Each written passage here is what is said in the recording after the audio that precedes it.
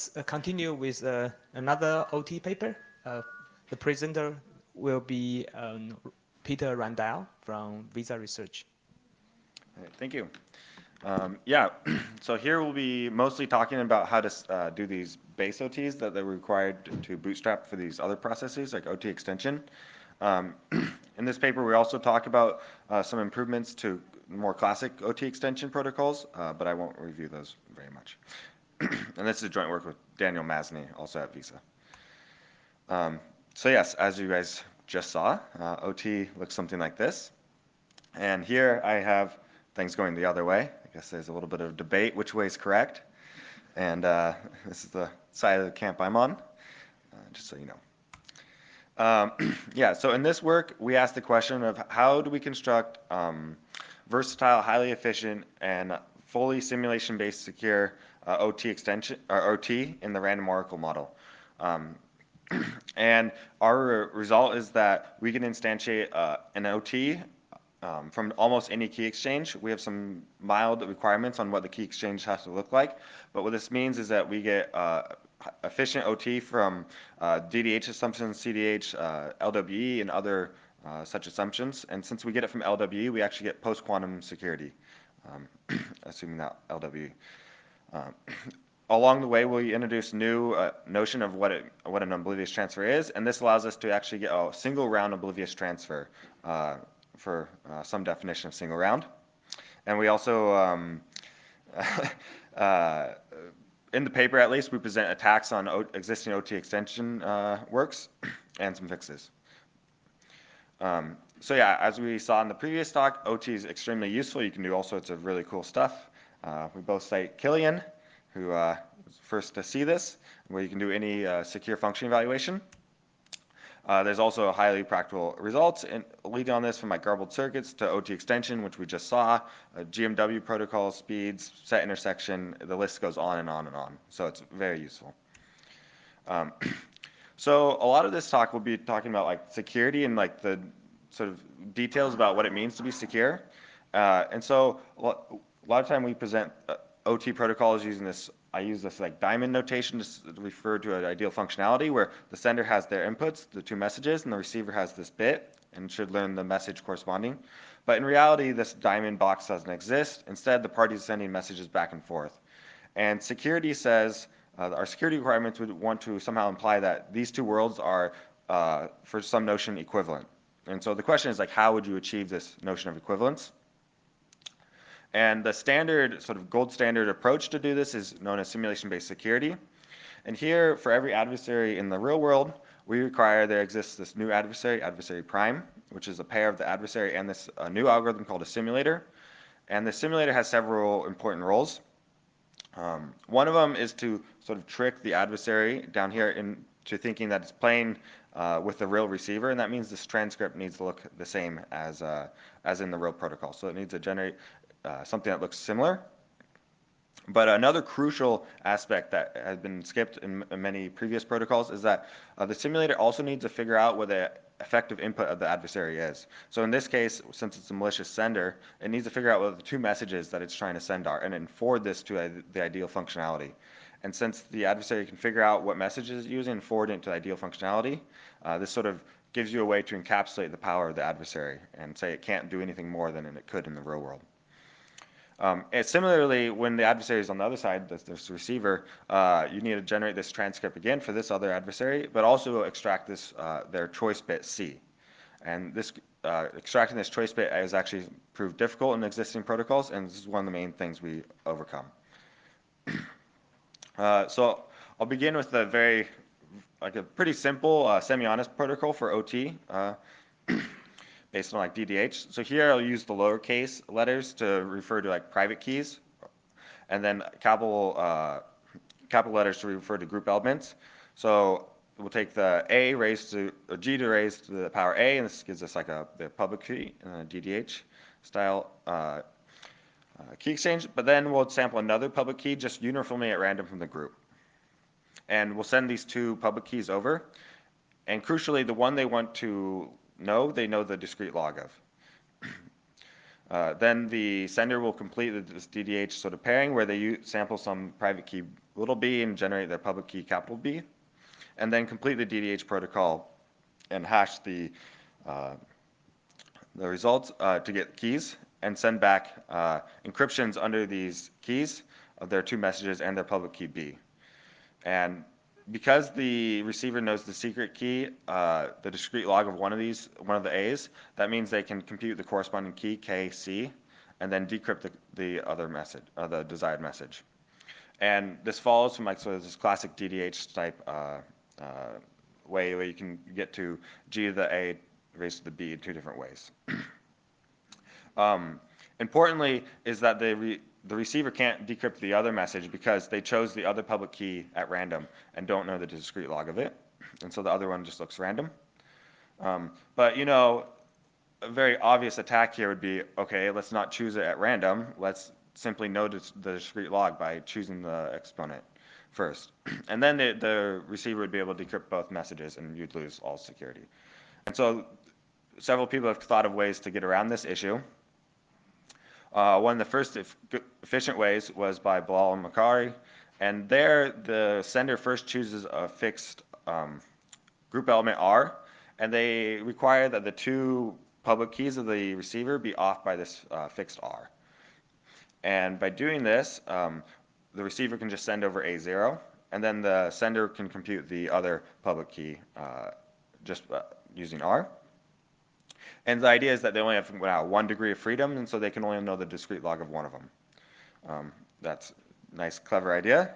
And then the rest of the protocol just continues as normal. So when you plug this into this sort of security simulation-based paradigm, you end up with something that looks like this. There's sort of a lot of noise on the screen, but the important thing is that we have to look at what the simulator sees when it interacts with the malicious receiver. And what all it sees is this receiving this group element A0. And now it needs, given this single element, they need to figure out what the choice bit of the receiver was so that it can forward it to this OT functionality. But how do you do this? In fact, just seeing A0 by itself is information theoretically hides what the choice bit C is. There is no information about it, what it is. Whether it was C is 1 or C is 0, the distribution of A0 is identical. And so there's no way for this, simulator to figure out what the choice bit is. And so this protocol, while intuitively secure, doesn't match up with our simulation-based paradigm for proving security. And yeah, there's no known attack against this protocol, but it just doesn't achieve the gold standard.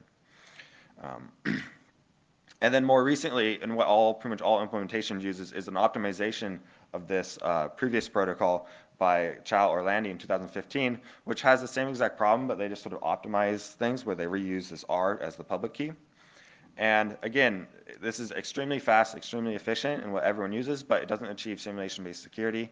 And sort of ironically, everyone who implements these things claims simulation-based security, even though there's sort of a flaw here. There are some ways to get around it, which have been done, but it adds overhead. And just to be complete, there are other works that do achieve full simulation-based security, but they end up being much more complicated and much less efficient. And so you're sort of left with this trade-off. Do we go with the most efficient thing, which has this sort of issue in the proof, or do we go with something slow, which has a strong proof? And so we saw this, we weren't quite happy, and so we resolved the issue in a satisfactory way, if you ask us. And so we begin in this sort of standard way. The receiver picks their secret key little a and compute the public key that they want to be able to decrypt with. Oops. And then we do something curious. We first define a new random group element. We call it RC0. And then we compute this other R term, RC, in this curious way, where we take the public key that we know the discrete log of, and we divide by the random oracle hash of this other R value. And then we send over both these R's, R0 and R1. And nicely, the sender can reconstruct these two A messages, where one of them, AC, is known, the discrete log is known to the receiver, but the other one has this following form. And sort of the core trick of this whole paper is this is that this AEC naught is actually uniformly distributed, and the adversary can't be able to choose it. And the idea here is that you first have to choose RC naught, since it's furthest nested in this calls to this random oracle, and that sort of fixes the RC naught value, and then you can't fix the last term to be able to control what this AC naught is. And so this AC naught ends up being uniformly distributed. And yeah, if you want another trick to put in your tool bag, this is, I guess, the trick is that you can somehow, just using the random oracle, allow someone to pick one of the values while constraining the other one to be uniformly random. And this also generalizes to 1 out of n, this general trick. So it's a nice little thing, and it's very efficient, just some random oracle calls. But anyways, so continue with the protocol. The sender can then choose their private key and public key pair, complete the standard DDH based thing, and you get the result. So now in our sort of to prove simulation-based security, what do things look like? The simulator here, we need to trick the sender into thinking that it's interacting with a real receiver and figure out both of the messages. So the simulator is going to sort of cheat here and pick 2 secret keys and run the protocol as normal up to defining R0. But then we're going to use the random oracle to sort of get around some issues, and we're going to program it so that we know the other discrete log as well. This is not super important, but the idea by doing this is that then you can figure out both the messages. And so, but the more interesting case is the other direction. And here, right, the simulator, which sees these 2 R values, need to figure out what the choice bit of the receiver is. And to do this, we look at these R values again. Here, sort of, as I said earlier, we sort of had some intuition that they only can pick 1, but how do we figure out which one they picked? Well, based on the construction, they first have to sample RC naught, and then run it through the random oracle, before they can even define what RC is. And so, intuitively, they first have to compute this h of RC naught value first. And so that's exactly what the simulator does. It observes the oracle queries, and for whichever RI term comes first is RC naught, and then you know what C is. And then you can complete the protocol as sort of normal. So that's like the core idea. But what's nice about this, even though I just presented everything in terms of DDH-based key exchange, it actually nicely generalizes to almost any key exchange here. You have to send a few more elements, but basically you just run 2 key exchanges in a row, and you do some addition operations on the public keys, and you get exactly what you want. There are, like I had mentioned, there's some like requirements here where we require like the public key space to be some sort of group, and there's a random oracle that hashes into this group, and that you can't distinguish public keys from like a random element. But assuming your key exchange satisfies these few properties, then you instantly get a very efficient OT protocol. And for example, like the CRISPR-Kyber protocol that we'll talk about later. So that sort of is like our standard OT, but almost everywhere in where you use OT, you actually don't need sender chosen messages where the sender actually chooses them, but in fact it's sufficient to to just have random messages. So like garbled circuits, these are just used as input wire labels, and we're happy with uniform. Private set intersection, again, happy with uniform. And so a common optimization here is to not enforce that these messages be chosen as input, but instead the protocol, the OT protocol itself will output random strings. And in fact, this is sort of what everyone uses in practice. So the question is, how can we do this for our protocol? Well, the idea is we can just ditch these encryptions of the messages that we want under the keys, and instead just define our output messages as the hashes of these public keys, or the DDH pair. And everything should work out as we hope, right? And in fact, once we change this, we can actually observe that there isn't 2 rounds of interaction here. In fact, all the messages are being sent here are independent of each other. And so the public key of the sender and these sort of quote unquote public keys of the receiver, these R values can be sent in parallel in 1 round. And then everything works out.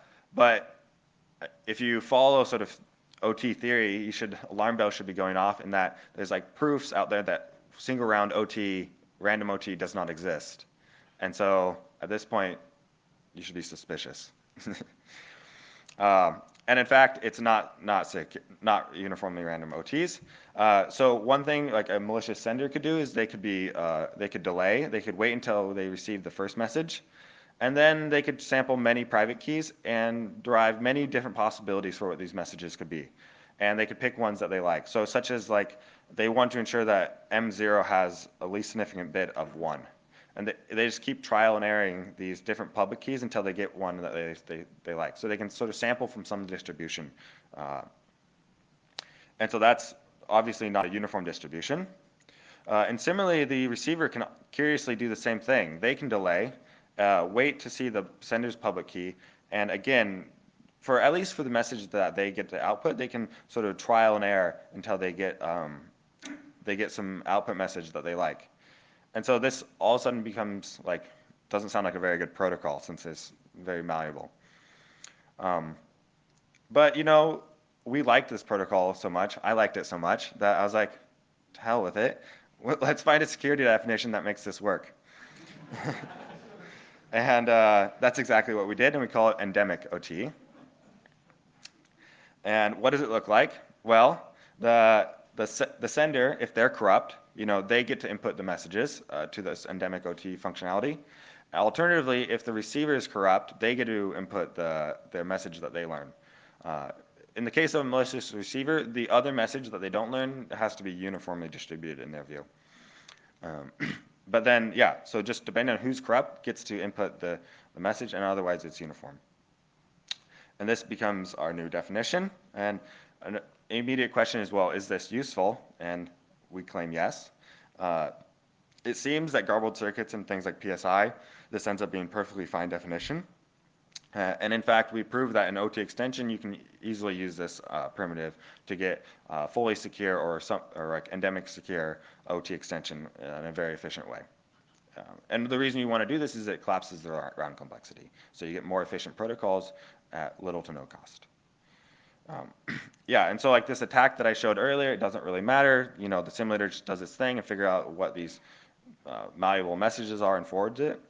And similarly, the simulator on the other side, again, just figures out what the messages should be and forwards it to the functionality. So all these attacks that I mentioned easily match our functionality. And if you're the type where you're like, oh, endemic security sounds scary, I like uniform, well, you can easily get back to uniform message security with just like a commitment or a coin flipping protocol where you re-randomize the messages after the fact. Alternatively, if you want classic sender chosen OT, you immediately get it. All you have to do is use these messages that are being output by this endemic OT as one-time pads to encrypt your messages, and you immediately get back exactly what you want. And so it's sort of a nice um, underlying protocol. We call it endemic because it's like this security notion is sort of widespread throughout all existing protocols, and you can easily bootstrap endemic security to all these other ones. So it's more like a more primitive notion of what an OT could be. And again, for completeness, we defined what receiver chosen message OT looks like. I don't know if it's useful, but we did it. And we defined sort of this rich hierarchy between relationships between different notions of security and what ones imply the others, and efficient transformations between them all. So that's all great, but what we started out to do is to try to come up with highly efficient protocols. And in fact, compared to the state-of-the-art Chow or Landy protocol, which is extremely efficient but has this security issue, our protocols are almost as fast as theirs. Theirs in the LAN setting require 18 milliseconds, while ours, based on DDH, requires 28 milliseconds. This difference comes from an additional hashing that we have to do compared to them. But interestingly, we can easily get post-quantum secure just by simply plugging in the CRISPR-Kyber protocol, and we get a very efficient, at least in terms of time, OT with 24 milliseconds, faster than DDH, but there's more communication, which is a downside to this. But unlike these other protocols which were specific to DDH, ours is sort of flexible and can be used with a wide variety of assumptions, which is nice. And yeah, ours is also better in the WAN setting where we can do everything in a single round, unlike the Chow or Landy work. Yeah, so this was actually just sort of like the first half of our paper. In the second half, we sort of take, can we use this for OT extension, the sort of classic IKMP protocol and its improvements? Can we use endemic OT security to get OT extension? Because that's pretty much what you always do, is you do some base OTs, like the protocol I described, and then you extend them using this OT extension protocol. And several of the previous works describe this uniform-like OT functionality for this OT extension, but we showed that in fact their security analysis wasn't quite complete, and in fact they only achieved this notion of endemic security. There's subtle things you can do in the protocol where you can tweak the distribution of these messages, and in fact, so existing works actually achieve this notion. The OT extension itself achieves only endemic security, interestingly. And then we show how you can efficiently sort of, in a non-black box way, strengthen these existing OT extension protocols to achieve the various notions that I described. And so this just requires only a tiny bit amount of more work. And then, yeah, so here's like a thing is saying like what base OT do you start with? It implies what type of OT extension you get in the end. So there's some sort of interesting relationships between the types of attacks that you can do based on various base OTs. And then up until our other paper that we just saw earlier, we thought we were the first paper to get 2-round OT extension, but we only achieved endemic security for this 2-round OT extension, while the previous work actually gets a truly uniform random OT extension to 2 rounds. So, but there's different trade-offs between like computational efficiency and communication. So, yeah, depending on your setting, one might be still preferable over the other. So this is a nice result all the same. And then scarily, we actually, while investigating all these like subtle issues in these OT extension protocols, we found that there's actually sort of catastrophic bugs in the existing implementations that you lost all security. And so we found, identified these issues along with like Katz and Wong et al. And then we introduced new, highly efficient, like do less work types of improvements that allow you to actually get around these catastrophic bugs while not incurring any additional overhead, unlike other works. Yeah, and we prove that you can do fixed key AES OT extension. Yeah, so that concludes my work. We introduced this new security definition, which you should use, plus a new OT protocol and some improvements to OT extension. So thank you.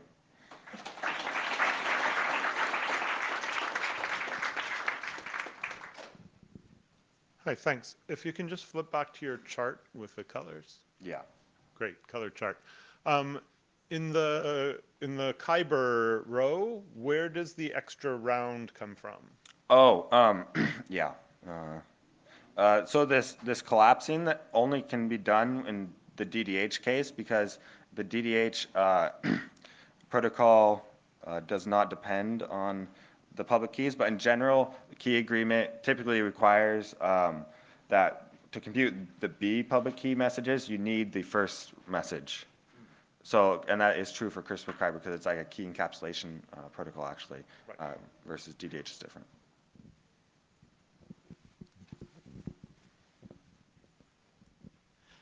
Isn't there a lower bound for round complexity of OT extension for black box OT extension? Do you know about this? No, I don't know. No, I guess. Okay. Did I make this up? Anyone? I think wasn't it without the random oracle? It's with the random worker, but you get endemic security. Yeah. Maybe it shows that it's inherent. I see. Maybe it will add.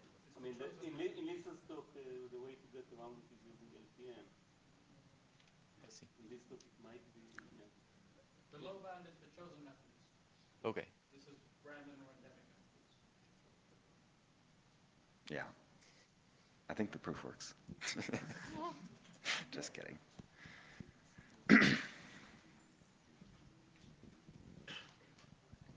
Hi, Peter. So I want to ask, because I'm quite confused with the difference between, like, for active security, usually you allow the adversary to choose also the output. So that's not the case for random OT, or? Yeah, for random OT, their only input is the choice bit. Even for active security, right? Yeah, for active security, yeah. All right, because you also have other functionalities that like it's very common to have these type of things where the adversary can choose like the output, right? So this was not common for OT at all, right? There were some, yeah, for the most part, no. There were some spots in some papers that sort of acknowledged this, but in general, a lot of papers didn't acknowledge it, yeah. Thanks. And there's like sort of other issues. Um, okay, I'll also ask a question. This is with the static security, right? The simulation stuff you get. Yeah, it's like a static adversary global random oracle. Okay. Do you have an idea, like, is it possible to make this adaptively secure? You had the one by Kamenisch and so on in the beginning, which is adaptively secure as far as I remember. Yeah, it's plausible. I don't see any major issues, but I didn't look at all. Okay.